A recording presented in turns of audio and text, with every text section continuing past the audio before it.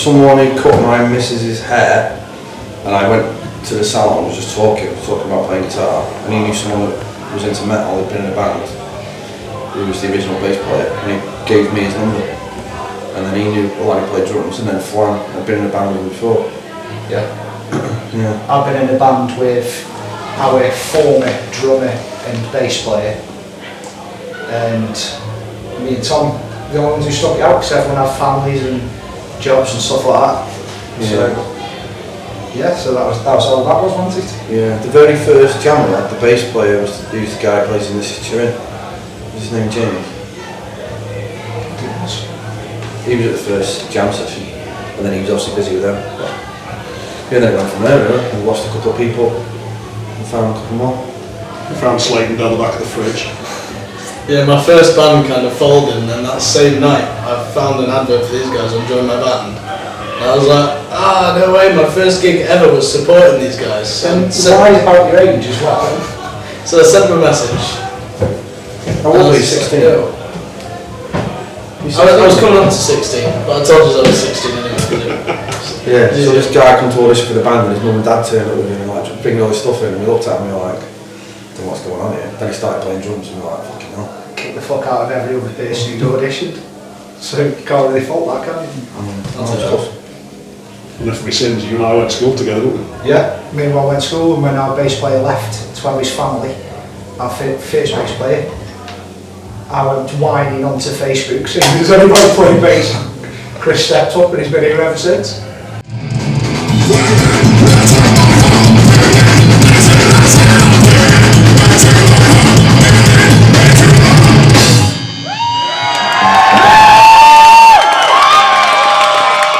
Tom will usually come up with a few riffs, then we'll let the rehearsal room jam constantly.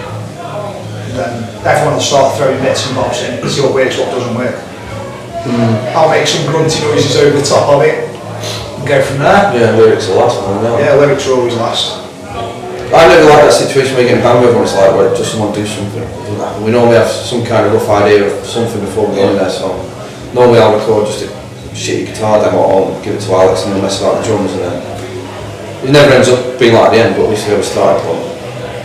That's where the jamming comes in.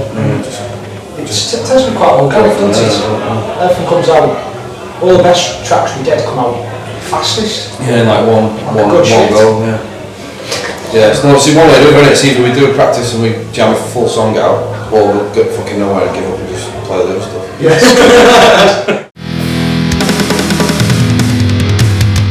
Taking care of this and football, shaking hands on this and that's all. Starting hands on this and reload, running from a carousel. Mine's always a boring answer to this because I always say Metallica, it's dead cliche in it, but I like playing metal tracks by learning Metallica tracks. See, I've always been a massive Dream Theater fan. I learned guitar playing Nirvana tracks, and then someone give me the Black Album and the guitar bill for it. Game changer. Yeah. Whereas me, it's a bit different. I grew up listening to Maiden, then Carcass, then Bathory, then Burzum and Mayhem, and then it just spiralled out of control from there. I was a bit of an elitist when I was a youth. If it wasn't from Norway, I didn't listen to it, to be honest. In terms of our tunes though, I don't think there's anyone who've like particularly tried to sound like, have we? It's just we've got a bit more. That's how you got all the ridiculously confusing influences. You've got like all the Norwegian black metal, or the prog metal, or the thrash metal, and then I'm just like into extreme death metal because of the drums. Well, if anyone listens to our stuff, you can hear elements of stuff, but I don't think there's any bands out there that do what we do at the minute. Haven't we supported those? Just kind of straightforward metal, aren't we?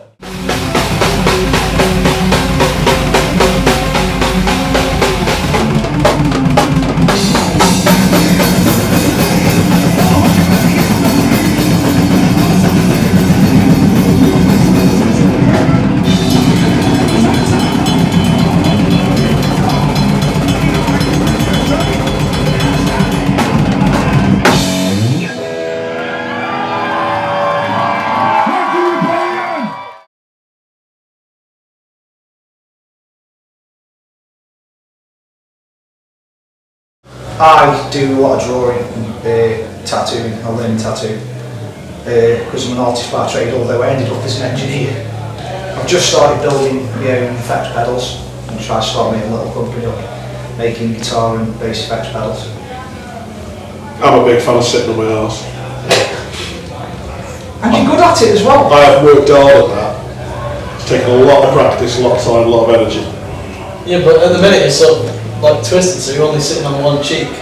Tom very good at it. It's just a wrestling process. Yeah, I like getting pissed. I like going gigs to get pissed. I like going to football matches to get pissed. I like going to big boxing events to get pissed. Get pissed. I never play golf. I mostly just, I don't really have much spare time because outside of Skeletal Damage I'm working on quite a few other sort of like musical endeavours in the drumming world. I think last count was it 10 bands? Shamefully so. 10 bands. He's a slag.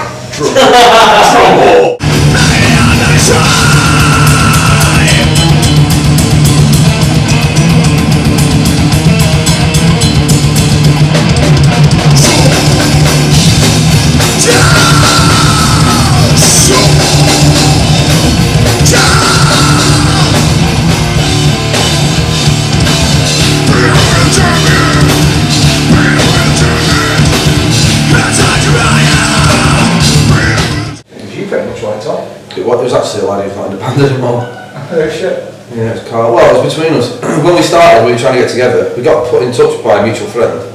Then every time we were going to get together, getting put off because one of us got injured. I dislocated my shoulder, so I couldn't play my guitar for 4 months. Then something happened to Carl, like he broke his fucking arm or something like that.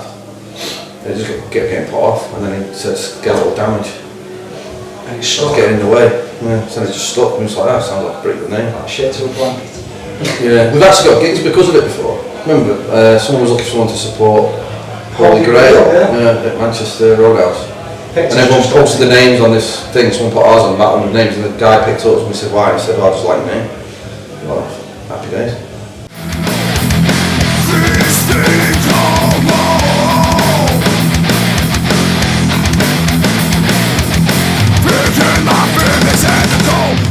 Well, it was the retro, but we've seen what happens with that, whether it gets rescheduled to another venue or whether it reopens, which fuck knows. It's got one coming up at the Alma in Bolton at the end of August as well, aren't they? Yeah. With a Warcraft, is it? Yes.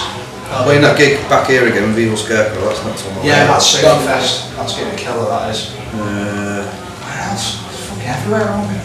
yeah, it's always in fits and spurts. Like, we have a few on the bounce and then we have a gap, don't we? Never seems very even. We have a technical writing gap, which is when we've run out of places to play, and then we'll try and give venues a rest. Because you always end, you know, it's like, yeah, look, I'm playing the same venues more than a few times a year. But I must admit, until we went out to the masses, it's the first time we played the Rebellion. Fucking impressed with it. Our own town venues, the Box, and that's a good venue. Yeah. These Metal to the Masses have been good last few years. Like last year we played Burnley. It's And we ended because it was just a new place to play. But we did alright. And you meet other bands, you get to talk to them and they may fucking offer you a gig. So we've done gig swaps, haven't we? So we've been in places we've never would have done I otherwise. think we're at GC later on in the year. And we've been in Preston. I think we might be doing that Preston as well. I've yet to confirm that. Yeah.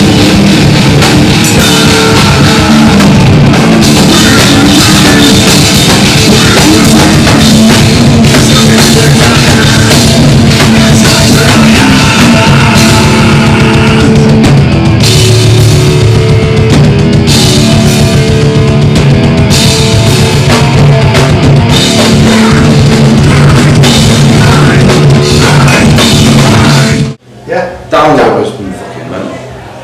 Apart from having my kids download, I don't know actually, download was like the pinnacle of my life. Just to say you've been there and done it, it's just awesome. When it doesn't matter what stage it was, it doesn't matter, it was 11 o'clock on a Sunday morning, it's just fucking done it. I went in with the full impression of getting right, I'm not going to have a big head about this.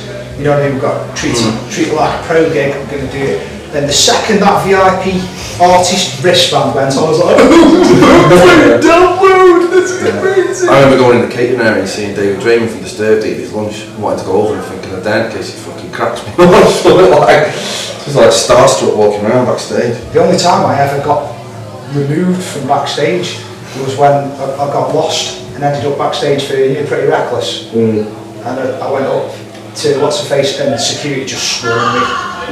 I went, I didn't even finish the sentence, the security just swarmed me and ran out. But yeah, it was an amazing experience.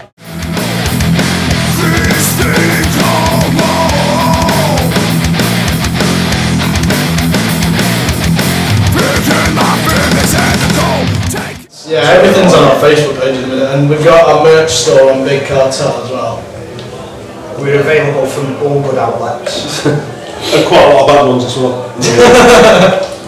So yeah, it's pretty much usual places really, social media I suppose, but all that.